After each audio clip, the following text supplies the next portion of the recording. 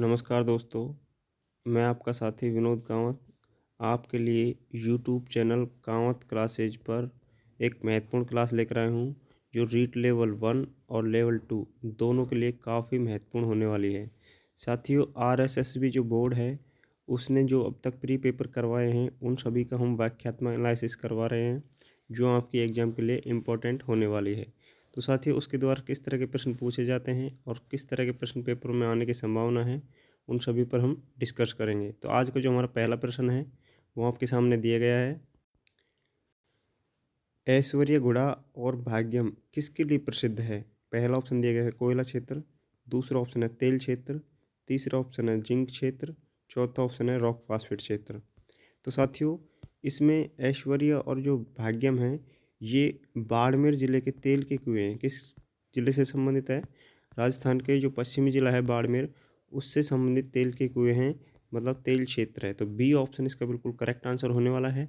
साथियों, ऐश्वर्या, भाग्यम, इसके अलावा मंगला है, सरस्वती है, ये कुछ तेल के कुएँ हैं वहाँ पर, जो बहुत ही प्रसिद्ध कुएँ हैं। ठीक है, अधिकतर एग्जाम में ऐसे प्रश्न पूछे जाते हैं, तो ये आपके लिए काफ़ी महत्वपूर्ण है, आप इसको नोट कर सकते हैं। बढ़ते हैं नेक्स्ट प्रश्न पर। साथियों, अगर आपको क्लास अच्छी लगे तो क्लास को लाइक करें और अपने दोस्तों के साथ शेयर ज़रूर करना। नेक्स्ट जो प्रश्न दिया गया है वो है, भारत की जनगणना 2011 के अनुसार राजस्थान में जनजातीय आबादी का कितने प्रतिशत हिस्सा है? तो दोस्तों, इसमें जनजातीय जो आबादी है उसके बारे में पूछा है। 20%, 13.5%, 18.5% या 21.4%। तो इसमें 2011 की जनगणना की अगर बात करें तो साथियों, जो जनजातीय आबादी है वो कितनी प्रतिशत रही है? तो साथियों, वो है 13.5%। बी ऑप्शन इसका बिल्कुल करेक्ट आंसर होगा। अगर आपसे पूछा जाए कि अनुसूचित जाति, किसकी बात कर रहे हैं हम, अनुसूचित जो जाति है वो कितनी प्रतिशत रही है 2011 की जो जनगणना है उसके अनुसार? तो ये प्रश्न भी कई बार एग्जाम पूछा गया है। तो वो रही है साथियों 17.83%। ठीक है, 17.83% ये रही थी। तो ये अच्छा प्रश्न है, एग्जाम दृष्टि से काफ़ी महत्वपूर्ण है। बढ़ते हैं नेक्स्ट प्रश्न पर। साथियों, हर एक प्रश्न आपके लिए काफ़ी इंपॉर्टेंट होने वाला है, तो सभी प्रश्नों को आप ध्यान से देखें। नेक्स्ट प्रश्न बढ़ते हैं। अगला जो प्रश्न दिया गया है वो है, मीठड़ी किस नदी की सहायक नदी है? निम्न में से सबसे उपयुक्त जो ऑप्शन है, विकल्प है, उसको हमको चुनना है। बनास नदी की है, लूनी नदी की है, माही नदी की है या चंबल नदी की है? तो दोस्तों, जो राजस्थान की मीठड़ी नदी है, वो जो सहायक नदी है वो लूनी नदी की सहायक नदी है। किसकी सहायक नदी है? लूनी नदी की सहायक नदी है। दोस्तों, जो मीठड़ी नदी है वो राजस्थान के किस जिले से निकलती है? तो ये आपको पता होना चाहिए साथियों। जालोर का जो मीठड़ी नदी है, जो जालोर ज़िला है, वहाँ एक गांव है शंखवाली।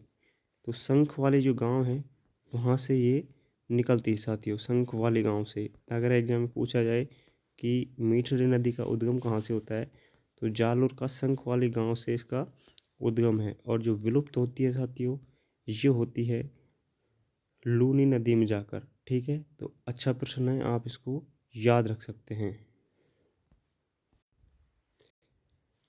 पाली से निकलकर कहाँ जाती है? ये शंखवाली, और शंखवाली में ये लूनी नदी में जाकर मिल जाती है। तो इस तरह हम इन प्रश्नों के बारे में अच्छे से चर्चा कर रहे हैं। साथ ही लूनी नदी, ये जो है मीठड़ी इसकी सहायक नदी है।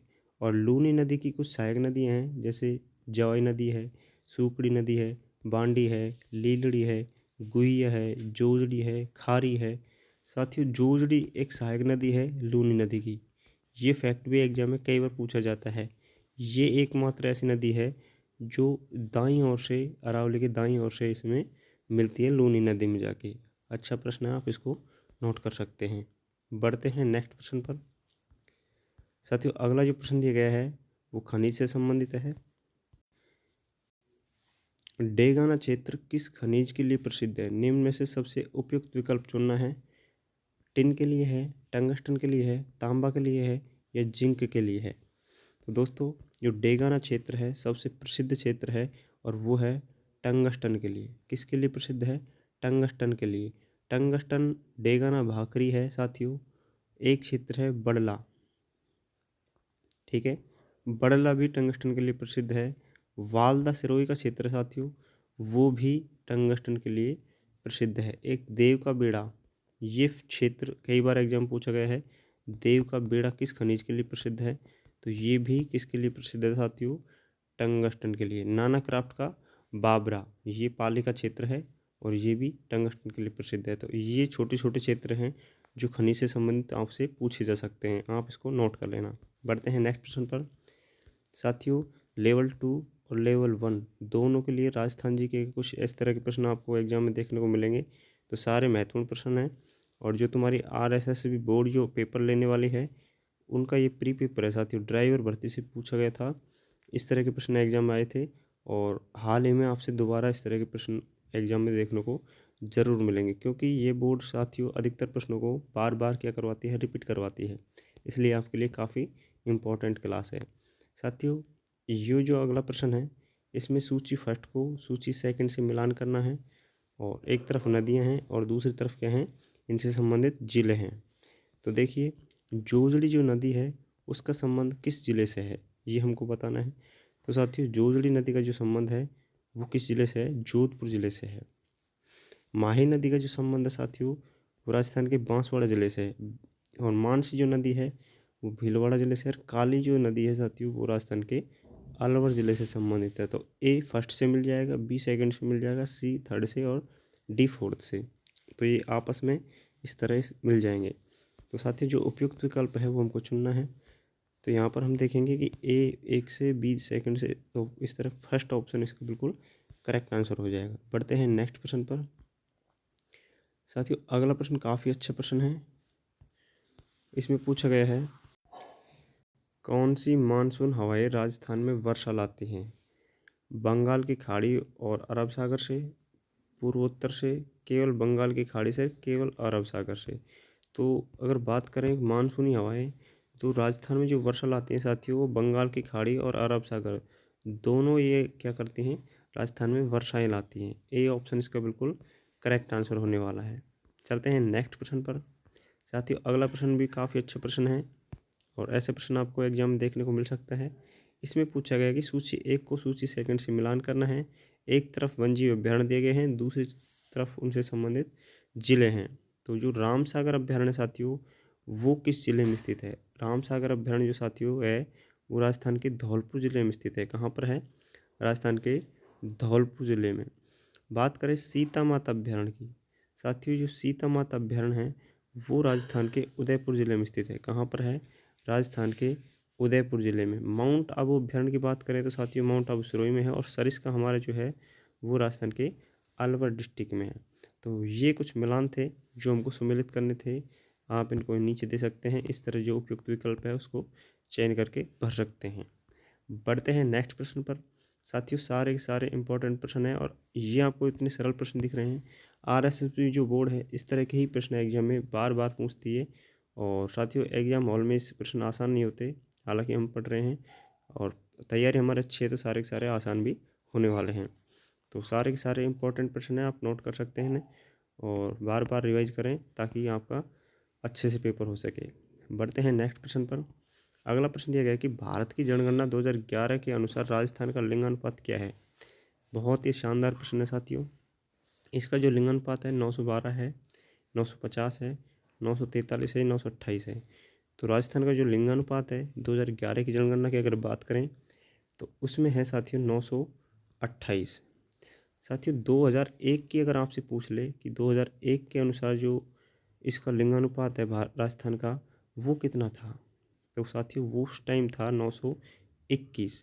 तो 921 से 928 हुआ है। आपसे पूछा जा सकता है कि 2001 के बजाय 2011 की जो जनगणना है उसमें लिंगानुपात में कितनी वृद्धि हुई है या कमी हुई है?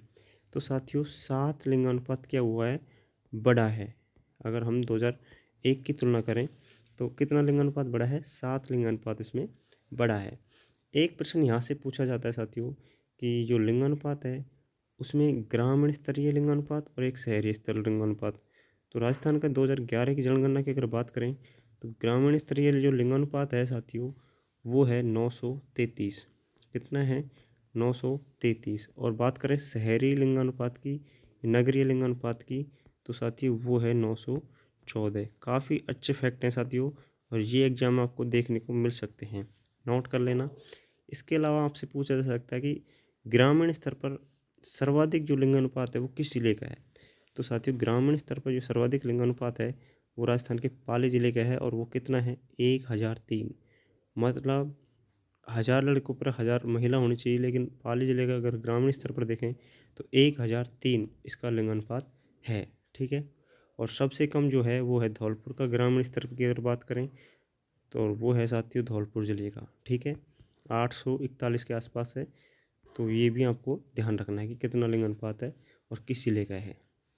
अच्छे फैक्ट हैं साथियों, इनको आप नोट कर सकते हैं। तो इस प्रश्न का जो करेक्ट आंसर है वो क्या है 928। D is the correct answer. बढ़ते हैं नेक्स्ट प्रश्न पर। अगला प्रश्न आपके सामने दिया गया है कि राजस्थान में किस जिले को वन क्षेत्र अधिकतम है। पहला ऑप्शन है अलवर, दूसरा ऑप्शन है उदयपुर, तीसरा ऑप्शन बारा, चौथा ऑप्शन है चित्तौड़गढ़। तो साथियों सर्वाधिक जो अगर बात करें वन क्षेत्र की तो वो है राजस्थान के उदयपुर जिले का। B is the correct answer. क्या रहेगा, बी उत्तर बिल्कुल सही रहेगा। अब हम बात करें क्षेत्रफल में जो सबसे ज़्यादा जो वन है वो कहाँ पर है। तो साथियों सबसे पहले नंबर आता है उदयपुर ज़िले का, उसके बाद में अलवर, फिर प्रतापगढ़ और उसके बाद में बारा। तो साथियों ये जो ज़िले हैं ये क्षेत्रफल में सर्वाधिक वन वाले ज़िले हैं। और प्रतिशत में अगर सर्वाधिक वन वाले पूछे जाए, प्रतिशत की अगर बात करें तो प्रतिशत में जो वन है साथियों सर्वाधिक वन है उदयपुर, दूसरे नंबर पर है प्रतापगढ़, तीसरे नंबर पर सिरोही और चौथे नंबर पर अलवर। तो इस तरह हमको ये नोट करना है। और साथियों क्षेत्रफल के आधार पर प्रश्न पूछा गया है, प्रतिशत के आधार पर। दोनों के दोनों मेन इंपॉर्टेंट प्रश्न है और किसी भी तरह से आपसे पूछा जा सकता है, तो आप इसको याद रख सकते हैं। तो इसका जो सही उत्तर था वो कौन था, B is the correct answer, Udaipur इसका सही उत्तर है। बढ़ते हैं नेक्स्ट प्रश्न पर। अगला प्रश्न आपके सामने दिया गया है अरावली चोटी से संबंधित, और इसमें पूछा गया है कि निम्नलिखित में से कौन सी अरावली पर्वतमाला की सबसे ऊंची चोटी है। शेर चोटी, जरगा चोटी, गुरु सीकर चोटी, खोए चोटी।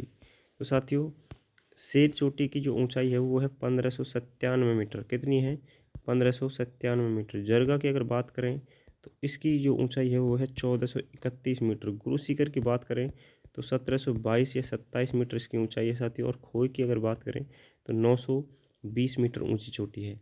तो सबसे ऊंची चोटी है राजस्थान की वो है गुरु सीकर। अरावली की भी सबसे ऊंची चोटी अगर आपसे पूछा जाए तो गुरु सीकर है। और गुरु सीकर को साथियों कर्नल जेम्स टोड ने क्या कहा था, संतों का सीकर। साथियों गुरु सीकर जो चोटी है इसकी अगर आपसे फिट में ऊंचाई पूछी जाए तो 5650 आपको याद रखना है। 5650 फिट इसकी ऊंचाई है, 5650 फिट इसकी ऊंचाई है अगर आपसे फिट में अगर इसकी ऊंचाई पूछी जाए। अच्छा प्रश्न है, कई बार पूछा गया। गुरु सीकर राजस्थान के माउंट आबू जिले में, माउंट आबू शहर में स्थित है जो सिरोही जिले में पड़ता है। बढ़ते हैं नेक्स्ट प्रश्न पर। साथियों अगला प्रश्न जो दिया गया है वो पूछा गया है कि सीलीसेर झील जो है राजस्थान के किस जिले में स्थित है। साथियों अभी थोड़ी देर पहले हमने इसका फर्स्ट पार्ट पढ़ा था, उसमें सीलीसेर बांध पूछा गया था और यहाँ पर झील पूछा है। दोनों एक ही क्षेत्र से संबंधित है। ये अजमेर से है या अलवर से है या उदयपुर से है या सिरोही से है। तो साथियों इसका जो करेक्ट आंसर है वो है राजस्थान का जो अलवर डिस्ट्रिक्ट है, 20 का बिल्कुल करेक्ट आंसर होने वाला है। 20 the correct answer Alwar district. ठीक है, अजमेर की एक प्रसिद्ध झील है साथियों, पुष्कर झील से संबंधित बहुत बार प्रश्न पूछे जाते हैं, तो ये इसके बारे में आपको अच्छे से डिटेल याद करनी है। साथियों उदयपुर की एक प्रसिद्ध झील है पिछोला। ठीक है, पिछोला झील से संबंधित काफ़ी बार प्रश्न पूछे जाते हैं, जैसे कि इसका निर्माण किसने करवाया था, कब करवाया था, तो ये आपको फैक्ट याद होने चाहिए। सिरोही की एक नक्की झील है, यहाँ से भी काफ़ी प्रश्न पूछे जाते हैं, आप इनको अच्छे से याद करना। बढ़ते हैं नेक्स्ट प्रश्न पर। साथियों अगला प्रश्न जो दिया गया है वो पूछा गया है कि राजस्थान की जो कृषि जलवायु है वो कितने क्षेत्रों में विभाजित है। 8 में, 10 में, 11 में या 7 में। दोस्तों कृषि जलवायु प्रदेश की बात करें या राजस्थान के जलवायु प्रदेश की बात करें, तो जलवायु अगर पूछा है तो वो हैं साथियों आपके 5 जलवायु प्रदेश हैं। कितने हैं, 5 है। लेकिन कृषि जलवायु अगर आपसे पूछा जाए तो साथियों वहाँ इसका जो करेक्ट आंसर होने वाला है वो है 10 कृषि जलवायु प्रदेश। अब वो कौन कौन से हैं ये भी आपको पता होना चाहिए, लेकिन सबसे इम्पोर्टेंट है कितने हैं, 10। यहाँ पर ये पूछा गया है और जो कौन कौन से हैं उनके बारे में हम बाद में डिस्कस जरूर करेंगे। हाल में पेपर हल कर रहे हैं तो यहाँ पर हम उन प्रश्नों को ही हल करवाएंगे। साथियों, अगर क्लास अच्छी लग रही हो तो क्लास को लाइक कर दें, और जिस भी साथी ने अब तक हमारा चैनल को ज्वाइन नहीं किया है, चैनल को सब्सक्राइब नहीं किया है, तो चैनल को सब्सक्राइब जरूर कर लें। बेल आइकन को प्रेस कर देना ताकि हम तब भी क्लास लेकर आएँ तो उसका नोटिफिकेशन आप तक पहुँच जाए। साथियों, नेक्स्ट जो प्रश्न पूछा गया, ये पूछा गया कि अढ़ाई दिन का झोपड़ा है निम्नलिखित में से किस जिले में स्थित है? अलवर में, अजमेर में, भरतपुर में या जोधपुर में? तो साथियों, अढ़ाई दिन का झोपड़ा है ये राजस्थान के अजमेर ज़िले में स्थित है। B is the correct answer. साथियों, 20 का सही उत्तर होगा अजमेर डिस्ट्रिक्ट में। यह एक संस्कृत पाठशाला के रूप में चलती थी पहले। अगर अढ़ाई दिन के झोपड़े की हम बात करें, इसका निर्माण साथियों विग्रहराज चतुर्थ ने करवाया था। बाद में इसको 1199 के आसपास अगर हम बात करें तो कुतुबुद्दीन ऐबक, किसने? कुतुबुद्दीन ऐबक ने इसको तुड़वाया था। और साथियों, अढ़ाई दिन के झोपड़े का क्या करवा दिया? निर्माण करवा दिया। तो ये आपको याद रखना है। पहले यहाँ पर संस्कृत पाठशाला थी जिसका निर्माण विग्रहराज चतुर्थ ने करवाया था। ठीक है, अच्छा फैक्ट है, ये आपको याद होना चाहिए। बढ़ते हैं नेक्स्ट प्रश्न पर। साथियों, नेक्स्ट प्रश्न जो दिया गया है वो है श्रीधर व्यास द्वारा लिखित काव्य कृति का क्या नाम है? रणमल छंद, शिरोमणि मीरा, वेली किशन या रामरासो? तो श्रीधर व्यास की अगर बात करें तो इसकी जो फेमस कृति है, प्रसिद्ध कृति है साथियों, इनमें से वो है रणमल छंद। ठीक है, प्रश्न आ जाए कि रणमल छंद किसकी काव्य कृति है, तो श्रीधर व्यास की है। साथियों, शिरोमणि मीरा की अगर बात करें तो ये किसकी रचना है? ये ना रचना है साथियों, ना कोई कृति है। ये मीराबाई को उपाधि दी गई थी। किसको? मीराबाई की एक उपाधि है और उसका नाम रखा गया था शिरोमणि मीरा उपाधि। ठीक है, क्या है ये? एक उपाधि है। वेली किशन जो रचना है, वेली किशन री रुक्मणी, ये साथियों पृथ्वीराज राठौड़ की एक प्रसिद्ध रचना है। पृथ्वीराज राठौड़ की एक प्रसिद्ध रचना है। राम रासो की बात करें साथियों, माधव दास की रचना है। किसकी है? माधव दास की। तो ये रचनाएं आपको नोट कर लेनी है। और शिरोमणि मीरा जो है एक उपाधि है, ये आपको याद होना चाहिए। बढ़ते हैं नेक्स्ट प्रश्न पर। साथियों, प्रश्न कैसे लग रहे हैं आप कमेंट करके ज़रूर बताना। बढ़ते जो अगला प्रश्न आपके सामने दिया गया है वो पूछा गया कि बातारी फुलवारी के लेखक कौन है? तो साथियों, लक्ष्मी कुमारी है, श्रीलाल है, मालचंद तिवारी है या विजयदान देता है? तो इस प्रश्न जो प्रश्न का रचना है आंसर है वो है साथियों Vijaydan Detha. D is the correct answer. Vijaydan Detha जो है बातारी फुलवारी के रचनाकार है। अच्छा फैक्ट है, आपको ये याद रखना है साथियों। बातारी फुलवारी है साथियों, ये 14 खंडों में विभाजित है। कितने खंडों में विभाजित है? 14 खंडों में विभाजित है। और जो विजयदान देता है साथियों, इसका जो बचपन का नाम था वो था बिज्जी। क्या था? बिज्जी। ये फैक्ट भी एग्जाम में पूछा जाता है। बढ़ते हैं नेक्स्ट प्रश्न पर। साथियों, अगला जो प्रश्न आपके सामने दिया गया है वो पूछा गया कि राजस्थान का कौन सा प्रसिद्ध नृत्य 2010 में यूनेस्को सूची में सम्मिलित किया गया था? तो साथियों, इसमें जो सम्मिलित किया गया था वो किया गया था कालबेलिया। किस नृत्य को शामिल किया गया था? कालबेलिया नृत्य को शामिल किया गया था। अच्छा फैक्ट है और एग्जाम में पूछा जा सकता है, ये आपको नोट कर लेना है। साथियों, कालबेलिया नृत्य की बात करें तो ये पश्चिमी राजस्थान में प्रसिद्ध है। कहाँ का प्रसिद्ध है ये साथियों?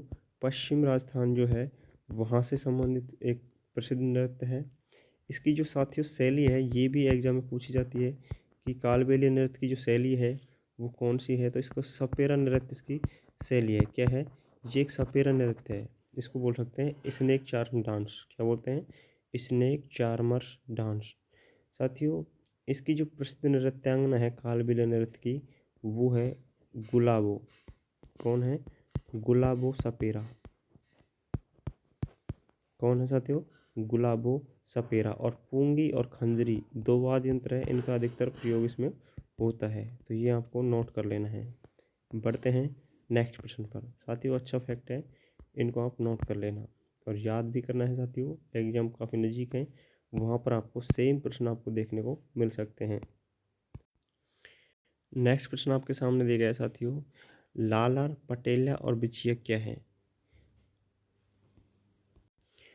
लोकगीत है, लोक नृत्य है, लोक नाट्य है या फिर साथियों लोक कला है। तो लाला पटेलिया बिछिए ये क्या है? राजस्थान के प्रसिद्ध लोकगीत। अब आपसे पूछा जाए कि राजस्थान का राज्य गीत क्या है, तो आप सभी को पता होगा केसरिया बालम। क्या है? केसरिया बालम। अब केसरिया बालम को सबसे पहले किसने गाया था?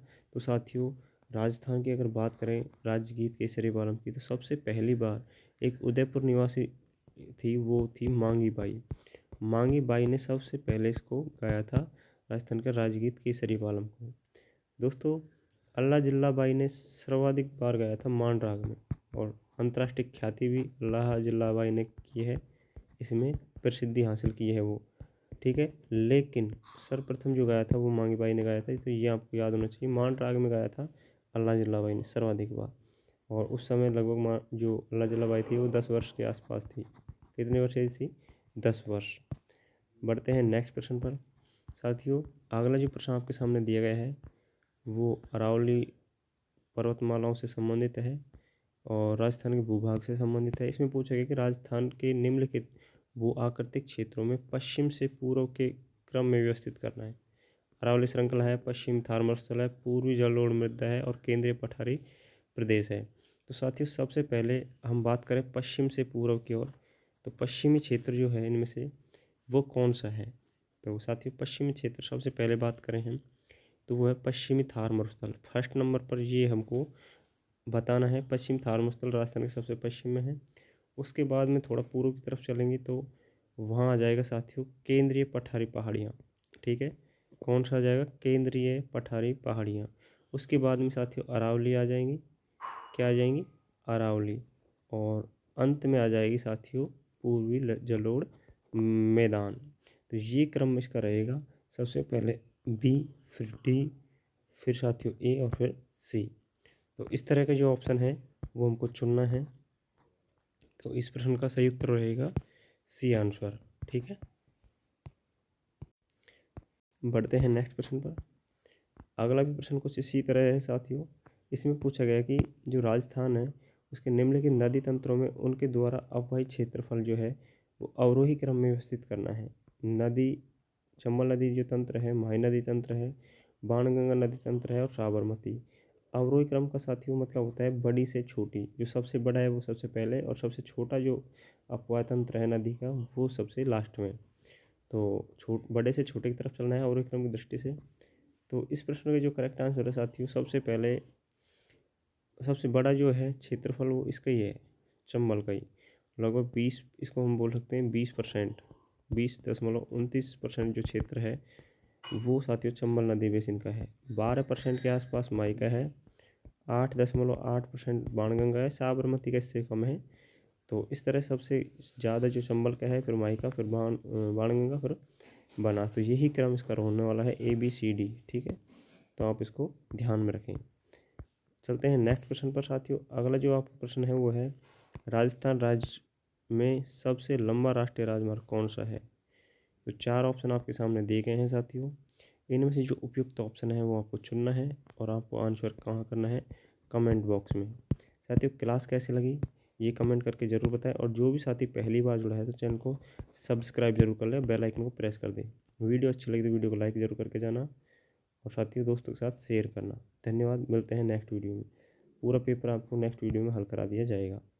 धन्यवाद।